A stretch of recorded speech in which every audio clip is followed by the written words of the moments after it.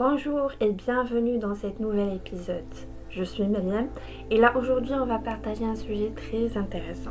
Donc osez votre empathie et activez votre écoute.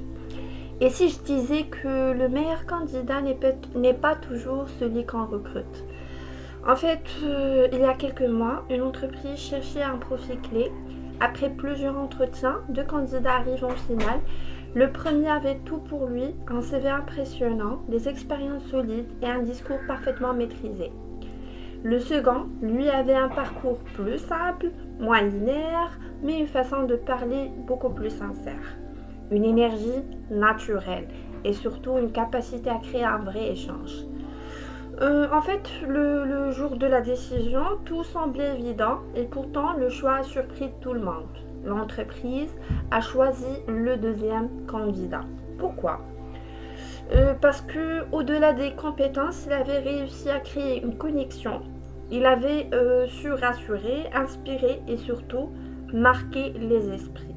Cette histoire nous rappelle une chose essentielle. En entretien, ce n'est pas toujours le meilleur profil sur le papier qui gagne, mais celui qui laisse une empreinte, parce qu'au final, on oublie les mots, mais on n'oublie jamais ce qu'une personne nous a fait ressentir. Si on devrait retenir une chose de cette histoire, ce serait celle-ci.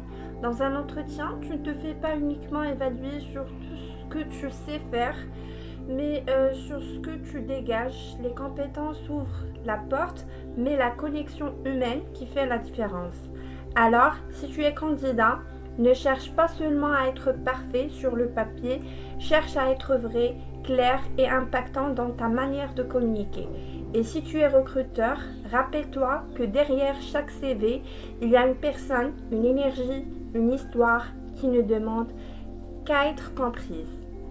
Parce qu'au final, le recrutement n'est pas une comparaison de profil, c'est une rencontre humaine.